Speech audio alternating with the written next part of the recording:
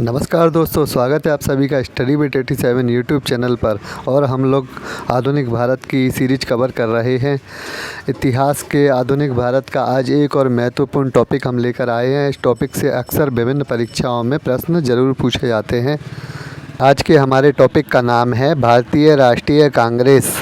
तो आज हम कांग्रेस पार्टी के विषय में जानेंगे कि किस प्रकार कांग्रेस पार्टी का गठन हुआ, कांग्रेस के प्रमुख अधिवेशन कौन कौन से हैं।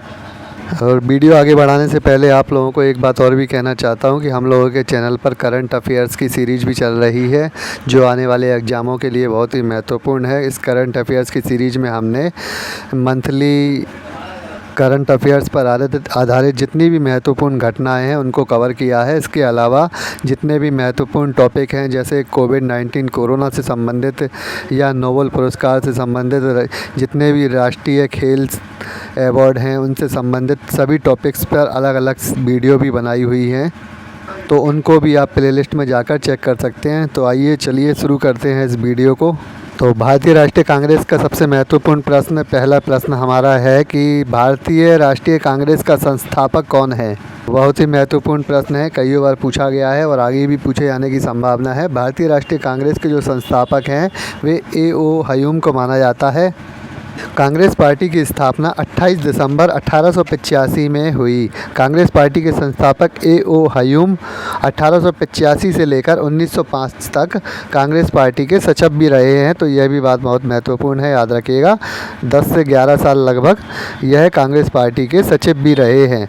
जबकि कांग्रेस पार्टी के प्रथम अध्यक्ष व्योमेश चंद्र बनर्जी, जिन्हें W.C. बनर्जी के नाम से भी जाना जाता है, तो कांग्रेस पार्टी के प्रथम अध्यक्ष थे।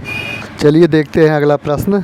अखिल भारतीय संघ का नाम भारतीय राष्ट्रीय कांग्रेस रखने का सुझाव किसने दिया। तो बहुत ही महत्वपूर्ण प्रश्न है, दादा भाई नौरोजी ने यह सुझाव दिया था। क्या कहानी है इसके पीछे, यह भी देख लेते हैं। 1884 में थियोसॉफिकल सोसाइटी का एक सम्मेलन RDR में संपन्न हुआ। RDR केरल में स्थित एक जगह है जहाँ पर यह संपन्न हुआ था, जिसमें भारतीयों को अखिल भारतीय यूनियन नाम का एक संगठन बनाने की सलाह A.O. ह्यूम ने दी थी। और सभी भारतीयों की सहमति के बाद ही यह संगठन बनाया गया। इस संगठन का नाम बदलकर दादा भाई नौरोजी की सिफारिश पर 1885 में प्रथम अधिवेशन में इस संगठन का नाम भारतीय राष्ट्रीय कांग्रेस कर दिया गया। तो ये महत्वपूर्ण पॉइंट थे इस प्रश्न से संबंधित। याद रखिएगा, कांग्रेस पार्टी का जब गठन हुआ तो उस समय उसका नाम अखिल भारतीय यूनियन यानी अखिल भारतीय संघ रखा गया था। बाद में इसका नाम कांग्रेस पार्टी रखा गया। ये देखते हैं अगला प्रश्न, कांग्रेस का प्रथम अधिवेशन कहाँ पर हुआ। तो कांग्रेस के अधिवेशन पर आधारित प्रश्न अक्सर परीक्षाओं में पूछे जाते हैं। तो कांग्रेस का प्रथम अधिवेशन बहुत ही महत्वपूर्ण है और यह बम्बई के गोकुलदास तेजपाल संस्कृत महाविद्यालय में हुआ था। कांग्रेस का प्रथम अधिवेशन पहले पुणे में आयोजित होना था, परंतु पुणे में उस समय प्लेग नामक बीमारी फैली हुई थी, जिस कारण इस अधिवेशन को बम्बई में शिफ्ट कर दिया गया, यानी कि बम्बई में इसका आयोजन किया गया, जिसकी अध्यक्षता व्योमेश चंद्र बनर्जी यानी W.C. बनर्जी, और यह प्रथम ईसाई अध्यक्ष थे, क्रिश्चियन अध्यक्ष थे। इस अधिवेशन में कुल 72 सदस्यों ने भाग लिया और इस अधिवेशन में 9 प्रस्ताव पारित किए गए थे। और एक बात और भी आपको बता देता हूँ, ये जो 9 प्रस्ताव हैं, ये जो प्रस्ताव हैं याद रखिएगा, इनके विषय में यह मजदूर और किसानों पर आधारित नहीं थे। ये बात आपको याद रखनी है। मेरी जब इस टॉपिक पर मास्टर वीडियो आएगी तो इन सभी 9 प्रस्तावों के बारे में मैं उसमें डिटेल से कवर करूँगा। तो चलिए आगे बढ़ते हैं वीडियो में। अगला बहुत ही महत्वपूर्ण प्रश्न, कांग्रेस के प्रथम मुस्लिम अध्यक्ष कौन थे। तो कांग्रेस पार्टी के प्रथम मुस्लिम अध्यक्ष थे बदरुद्दीन तैयब। इनके विषय में भी जान लेते हैं। कांग्रेस पार्टी का दूसरा अधिवेशन कलकत्ता में हुआ। तो पहला अधिवेशन मैं बता चुका हूँ, बम्बई में हुआ था, और कांग्रेस पार्टी का जो दूसरा अधिवेशन है वह कलकत्ता में हुआ, जिसमें दादा भाई नौरोजी ने अधिवेशन की अध्यक्षता की, यानी कि दूसरे अध्यक्ष दादा भाई नौरोजी रहे और यह प्रथम पारसी अध्यक्ष के रूप में जाने जाते हैं। कांग्रेस का तीसरा अधिवेशन मद्रास में हुआ, जिसकी अध्यक्षता बदरुद्दीन तैयब ने की थी। यह कांग्रेस पार्टी के प्रथम मुस्लिम अध्यक्ष थे। और इसके बाद कांग्रेस का जो चौथा अधिवेशन है इलाहाबाद में संपन्न हुआ, जिसमें कांग्रेस के प्रथम अंग्रेज अध्यक्ष जॉर्ज यूले रहे। तो इनके विषय में भी याद रखिएगा।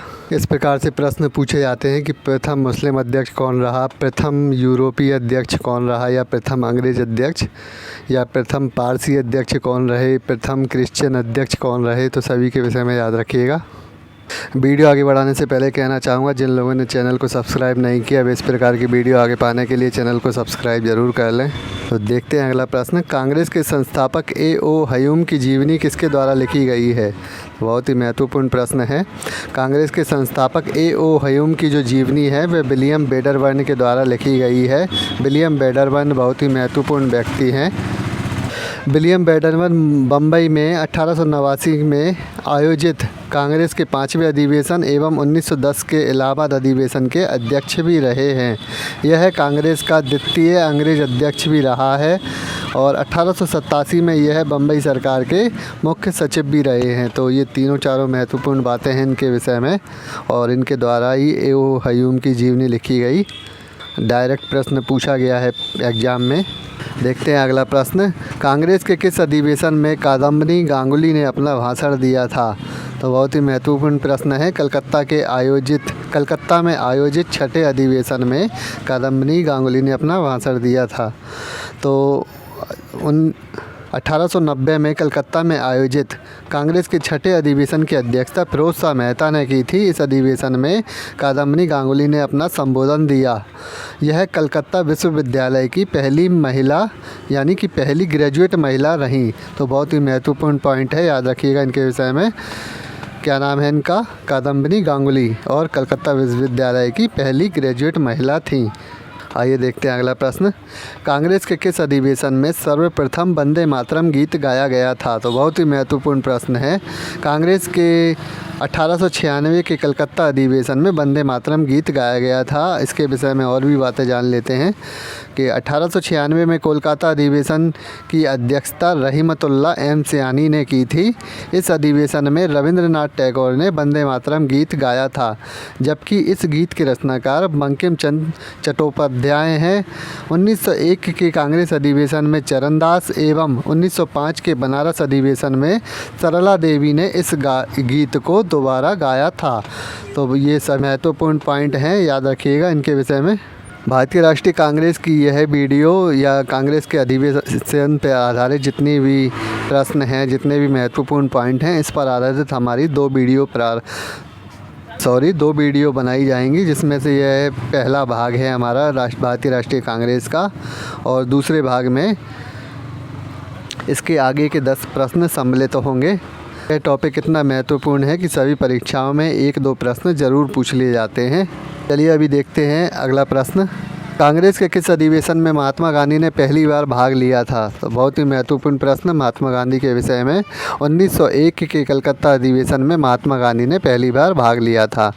तो देखते हैं आगे। 1901 के कलकत्ता अधिवेशन की अध्यक्षता दिनसा वाचा के द्वारा की गई थी। यह प्रश्न भी पूछा गया है, तो याद रखिएगा।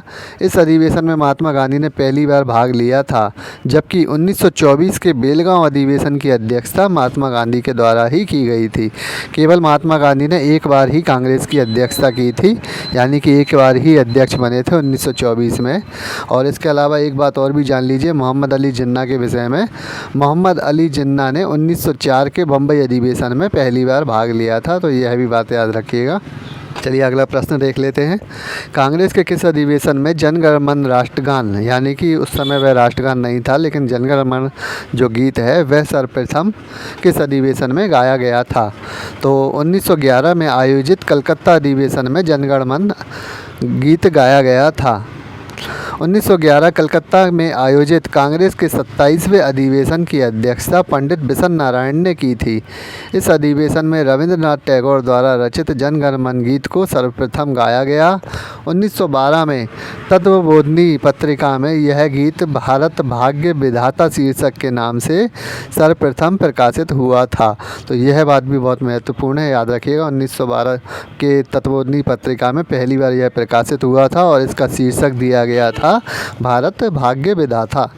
कुछ ये महत्वपूर्ण प्रश्न हैं, जैसे कि पूछा जाता है परीक्षाओं में कि सर्वप्रथम राष्ट्रीय गीत यानी कि वंदे मातरम कब गाया गया, राष्ट्रगान यानी जनगण मन कब गाया गया, पहली महिला अध्यक्ष कौन रही।